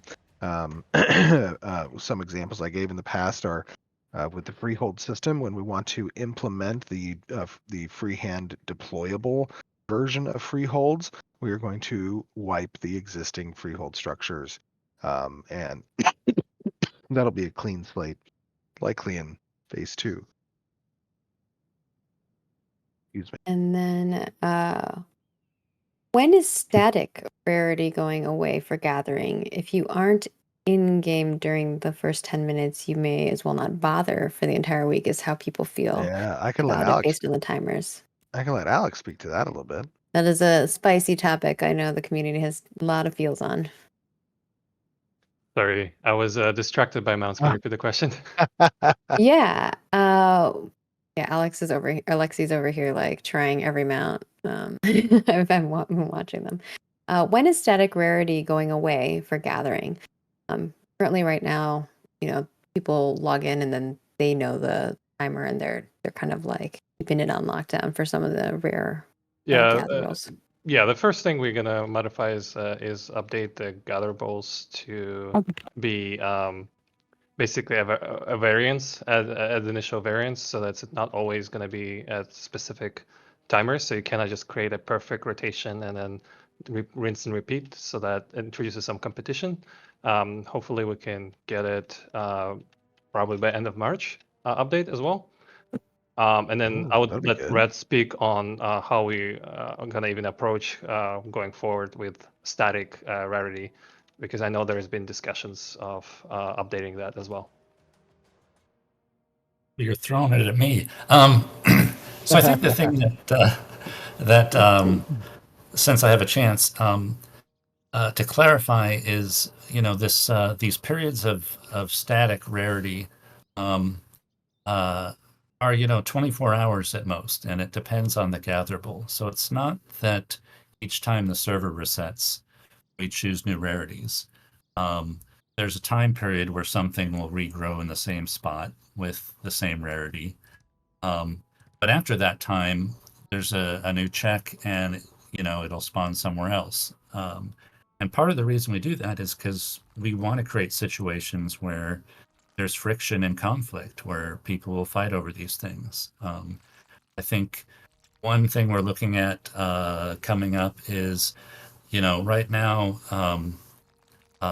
all of the different gatherables kind of tend to be homogeneously distributed. If you can find ruby almost anywhere in the Riverlands in just random spots, and we're looking at applying more rules to that so that maybe you find gems in caves more. Maybe willows only grow right on the edge of the rivers. And then coming up with some clustering rules. So when you find a ruby, there's a better chance that there's a collection of additional rubies around it. So that'll make these discoveries, I think, even more impactful. But again, I think there's a balance that we want to find to reward explorers, but then, to also kind of create these situations where there's something for people to fight over. And if it's purely random, then you lose that part. So that's kind of our thinking of it. And of course, we're still, we're listening to how the community is reacting, and we're hoping to see how people react to these upcoming changes. And that's a good thing Boom. to note here, is that we are taking feedback. We are watching what you all are doing behavioral wise. So it's definitely a give and take. So that's the beauty of alpha, is that we get to test and try things out. I see a lot of people not sharing the sentiment of a static spawns, but let it cook. Let them Well, try it's out also these additional elements to it. I would say it's also important to think about the static spawns a little bit differently, Mhm. right? Like, it's not to say that there will not be randomly generated rare spawns that occur within the ecosystem. Those will always happen. The static spawns also are not visually represented accurately, right? They are still the same like spawn type, like you're finding a single ruby node and then it's going away and coming back in the same spot at a different rarity. We may want to consider this also from the perspective of like veins of ore and larger nodes that happen that attract people to do multiple instances of interacting with those nodes until it's depleted, and it's that type of kind of player friction that can happen. These are one-time spawns that the server gets alerted to. Oh my god, there's a huge vein of gold that's just been discovered that's releasing rare gold type, and it has a limited quantity that people can fight over while they're repeatedly extracting from it. There's some potential interest there, I think, to simulate this static spawn structure. So it'll take some different forms. I think we're receptive of the community's feedback with regards to the static spawn structure. From a technical perspective, we're still waiting on some tech constraints. I think from from the econ engineering side, which, as Alex said, will be delivered near the end of March. And we may try playing a little bit with removing the static spawn structure and seeing how players respond to that. Yeah, like we said, just give us time to try different things out. That's the beauty of alpha. And continue to give us your feedback about those systems, especially the different types. And if you feel super passionate about that, make sure you start a thread on the forums and have that conversation, because that will show up in our reports. Sounds like it might even be a good idea to start a community Like thread dev about discussion? this. Yeah, dev Yeah, we could discussion. do that. Exactly. There you go. Wagner, you're listening. Start one up. Maybe we put that Let's before give boss some environments. let's give some real thoughts from the testing community about how Mhm. they want to see that static structure, that static rarity change. Okay. So a dev discussion will be on the way for that, for people to give their input. There you go. Making changes in the live stream, y'all. We'll get that started up. The next one here is, and PI had asked this question too, so I'm curious to see what you want to say here in regards to this. What does the path forward for progression look like for Alpha 2 now that people are kind of reaching, level and gear and materials to the point where, they are level 25, they have some of the best gear. What are our hooks in order to get people to continue helping us play test and test the game? Test, the making of this game. Well, I think as we continue to introduce features that start to be a little bit more oriented towards player politics, towards, trophy hunting and trophy protection. I think that is going to naturally drive a bit more participation, that we will see, players return to kind of to vie over. As these systems and content continues to grow and these new areas expand, and we introduce some of the augment systems, and we have the rogue and the summoner online, like those are all content beats that are going to drive people who oh, somebody just killed my fox. What the unbelievable. This unbelievable Federation scum. No, I'm just kidding. I can't believe that street. That was so rude. So rude. So anyways, as those content beats happen, people are gonna come back and test those things. Then slowly over phase 3, this is something that we said leading up to October. Slowly over the course of phase 3, it's gonna stop feeling like a test and start to move into that feeling like a persistent game. We just need to get there from a content and outstanding feature development perspective. We've made significant strides towards performance optimization.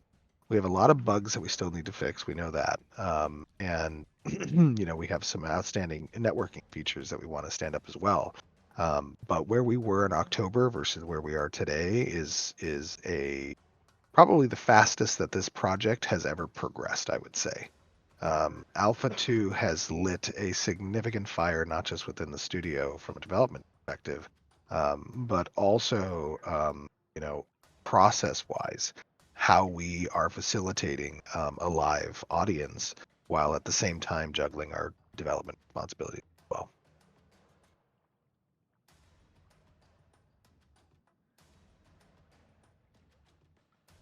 And that's that. The next one here is, are guild systems on track to be implemented with the roadmap? Yes, I believe so. In fact, we do have some new guild systems, don't we? We have some guild progression that was implemented.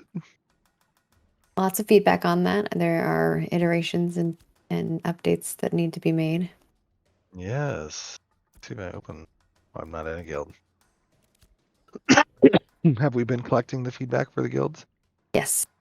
Good. People were very passionate about the guild content.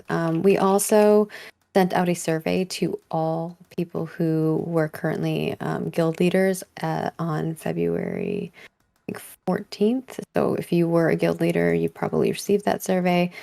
That survey closed up on February 17th, and we already sent that report over to the team that requested it, and they have taken that feedback. There was a lot of feedback in regards to XP and progression and wanting more dynamic ways to earn guild experience, more control over like guild There's ranks and definitely permissions and yes. UI, things like that. Well, remember, the guild systems are very intricate, in depth, and there's a lot still outstanding.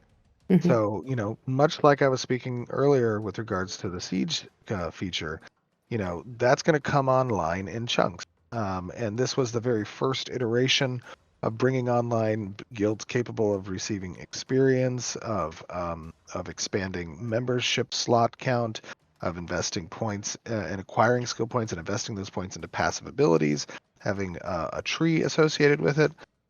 So, that's now a foundation, and then we continue to build upon that foundation. And much of what people are probably saying now is validating the direction that we intend to go. If it's related to the skill points and how to acquire them and introducing new methods by which you can acquire them, there's a lot of systems that need to be fed when it comes to nodes, policy-wise, and and buy order wise, and other events that can contribute towards guild progression, as well as relics, which are going to be a big thing. So just stand by as those features continue to come online, continue to give the feedback, so that we can validate that direction. Coming close to the end here. These questions have had long answers, so apologies. The next one here is kind of more long-term, Stephen. Obviously, we've talked a lot about the lore for these pocket dungeons and lore for other elements of the game as we've moved throughout the development. What is your kind of final vision of presenting story? Where do you see that landing? Is it cinematics, voice acting? Is it text boxes for people to read? Like, what would your vision be if you could have it? Ooh. Well, I think we will have that vision. I look, don't get me wrong, I love super eccentric like cutscenes and voice actors out the wazoo when I'm playing a game where my focus is, that story line and progression. And while stories in MMOs are important because they contextualize the world for you, they, help to immerse you within the environment of what, Vera is intending to be. I'm not sure that a budget for an MMO RPG is best spent trying to achieve that level of fidelity in storytelling that incorporates those types of like cutscenes and voice actors. So my vision for Ashes isn't to invest heavily in those areas. However, the vision does include having really robust quest systems that engage with the player from a player agency first perspective, right? That have lots of different predicates that can send stories off in different directions, that can, result in these multi-server unique storylines and story arc systems that players get to engage with and see a response from the actions that they've communally taken. That's really where we want to invest in the experience of how to tell a story, is by creating all of these, mechanical bells and whistles that allow the world to truly reflect the choices of the player. And then if we're talking about, how we're going to like demonstrate the visuals of the story and the storytelling components, obviously we'll have unique factions in the world, and they'll have their own stories behind them and their own prop sets and like, cultural architectures that we want to tell a certain space for. I'd love to let Adam and Bill talk a little bit about, how we build up the story element. Yeah, we're world building is a big part of what we do. The what we're really focused on, and my main focus has always been with MMOs, has been to make sure that while we're building the world, while we're creating unique systems that we can put in cool quests and cool characters, that we always remember that it's the it's the players' stories that are the ones that are important. It's how these that's what makes MMO stories resonate through time, and we want to leave room for players to take all this cool stuff that they experience within the world and leave room for them to interpret it and tell their own stories and argue about, what the truth is in any particular piece of lore.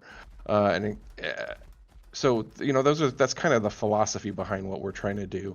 To Steven's point, I don't think we're ever going to be a game where we focus and spend a lot of our effort on, fancy cinematics where everybody sees the same thing, because that's not what this game is about.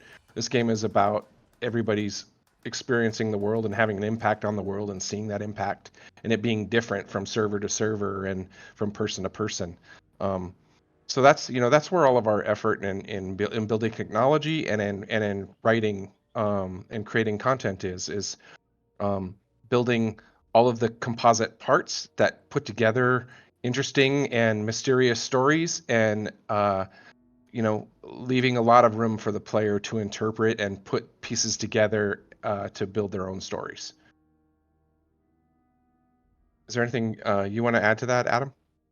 Yeah, I mean, well, no, I think you did a great job. But I mean, what I actually wanted to, like, jokes aside, what I actually did want to say was, one of the things that's really important to the narrative team, to the world team, to all of us who are working on world building is to remember that, like, there is a stage for the players. And so, like, a lot of our job is, like, building opportunities for players to establish legacy and impact in changing the world, and then making that happen. And so we don't, like you were saying, we don't look at things like cinematics as making sense for that, because we don't exactly know the context of what your stories are going to be. We only know the hooks you're going to engage with, Yeah.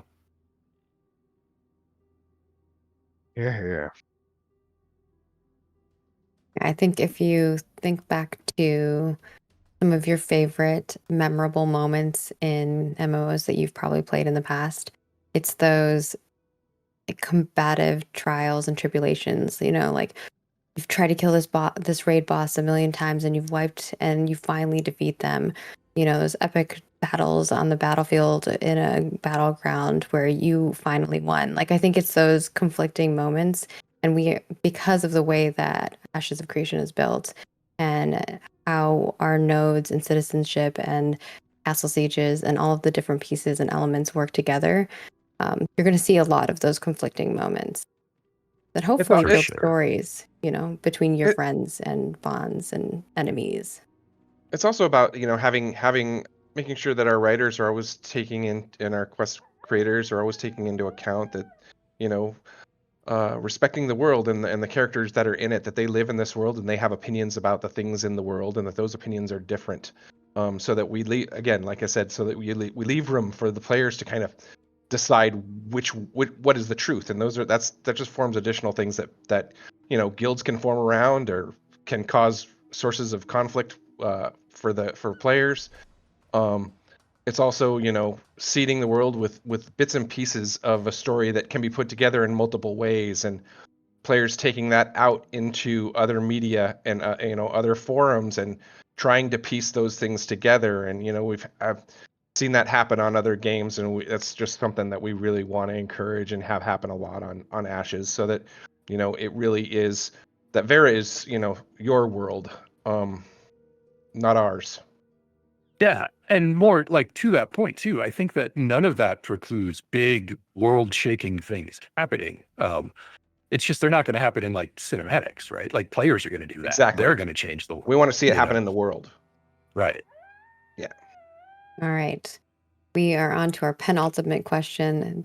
This is the longest 10 questions I feel like we have done. We've had a very extensive I answers like to it. them. We have a panel with us. Let's do this. Yeah, it's like a panel of people answering questions. It's a little very different versus me and Steven.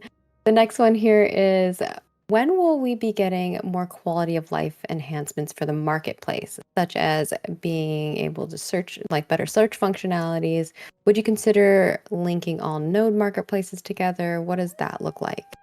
Get ready, Alex. Let's hear this. You Alex, too what busy you playing got? with your mounts again, Oh Alex? no. Alex is selling mounts in the forum right now. No. That's his new bonus. But I know what Alex would say because he talks to me about it all the time. We definitely want to get better filtering in for the current marketplace. And, our roadmap also includes a separate auction house as well. That's a little longer term. So one of the things that I guess we're balancing a little bit is, trying to keep the personality of the player marketplace without turning it into the auction house and getting kind of a halfway thing between both of them. But filtering is definitely on the short-term list to help people find what they're looking for. And our ears are open to look at other ways to make it better for people as well. Yeah, for sure. And the filtering is Yes. actually something we are adding to the next sprint, so hopefully we can add it in our next release. As well as Red was saying, the current implementation is just a temporary stopgap for player styles and auction house, and phase 3 will have a more a detailed implementation of both of the systems. All There right. it is. Our final Here were the question. hard-hitting production questions. You want a hard-hitting production question? Is Let's that what hear you it. want, Gunther? Yeah, Yeah, let's do it. everyone else had questions. I just sit Uh, here on my flying The mount. problem is that they're all related to content stuff, so I don't know if it Oh. will affect you as much. But I'll ask this one. Kind of a little long, but I can make it make more sense. Will the Eastern continent be added before launch? I think is the semblance of the question. And the reason why they're asking this is because Stephen, you had said on a stream of your own that the oceans would not be added until late phase 3, and obviously we need ocean to travel between the continents. So You said, will the Eastern continent be added before launch or before phase 3? before launch is what they're asking. Yeah, the Eastern continent is before launch of the game. The comment about ocean not being added until after phase 3, that's during latent phase. I'm not sure I said that ocean continent wouldn't be. What exactly did I say about phase 3? What are we talking about? They said you mentioned the oceans not being added until late phase 3. Right, because phase 3 happens before launch. So the ocean content will be added likely after we do the Eastern continent or near that time, which will happen late in phase 3 of Alpha 2. And I'll just ask a subsidiary question to this because it is ocean related. Are oceans considered to be part of multiple different biomes, or are they separate within themselves, or how do you see those working with the different zones?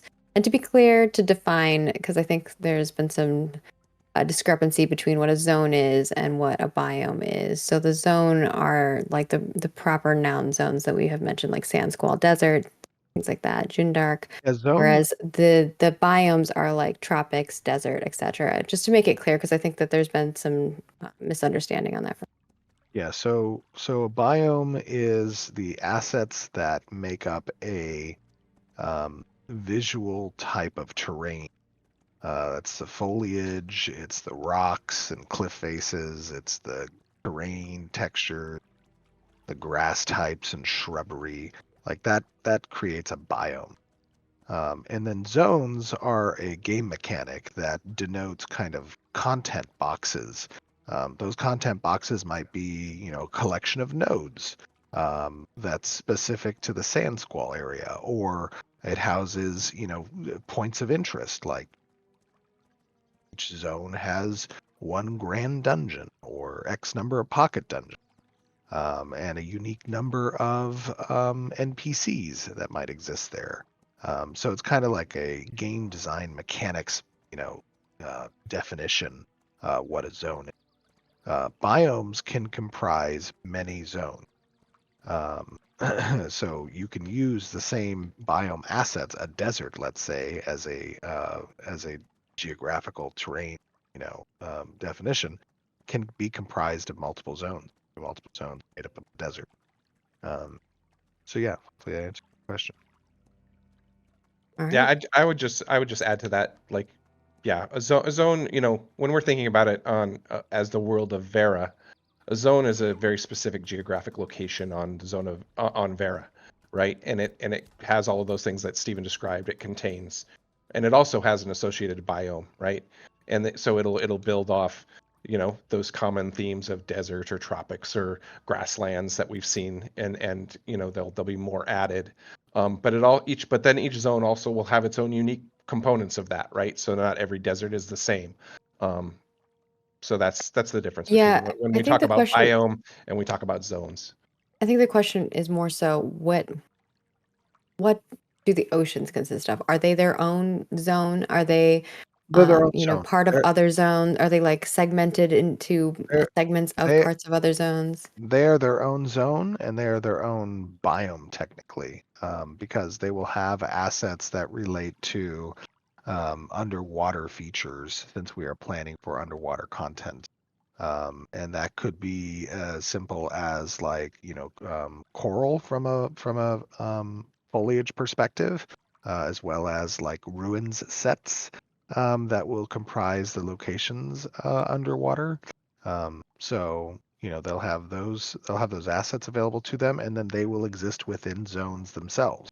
And the reason for those zones to exist might be for the purposes of defining territory control, governance by harbors, certain types of game mechanics and how they apply to ship interactions, all of those things. So open seas are both a biome and zones as well.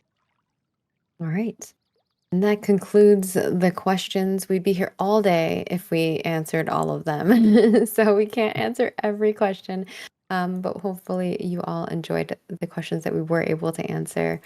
And that is kind of where we're going to be wrapping it up. Reminders that if you would like your comment spotlighted, to leave a comment, make sure that you're subscribed to our channel here on YouTube, and we will pick a random comment from it based on that.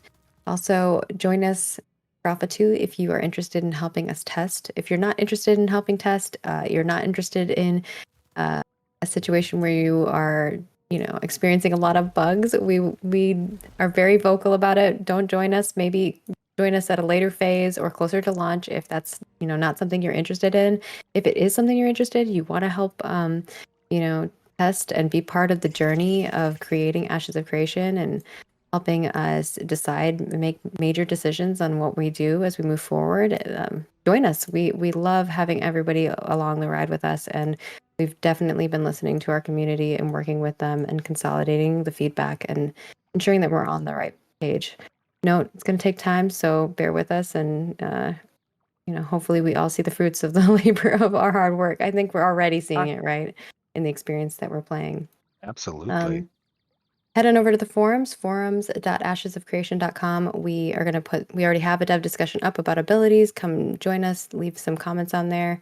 Maybe we'll move the boss environments one over. We'll have that one up simultaneously as we add the new gatherable rarities one that was discussed in this live stream, but we'll get that up as well. We also are over on Discord, where we are consolidating a lot of feedback over there, and all of our social platforms. We are Ashes of Creation everywhere. We're pretty active everywhere. We are engaging with people on as many platforms as we can with the amount of resources and people we have. So please join us. We're listening. We're here. We're excited to create Ashes of Creation, and we really hope to see you all on Vera. Thank you to everybody who joins us for the live streams, for viewing and hanging out with us. I know we didn't get to everyone's questions, but we appreciate that there's so many passionate people with questions. And of course, Bill, Adam, Gunther, Zach, Rhett, and Alex, thank you for joining us. We know that your time is very valuable. And of course, Stephen, even while he's sick or not feeling good, is always willing to power through and be here with us. So thank you all for joining us, and we'll see you next month for a lot of fun. We've got some big pieces of content landing that I think you're all going to be really excited to see. Ready for some bugs. See ya. Thanks, Thank you, everybody. everyone. Bye. Thanks for having us.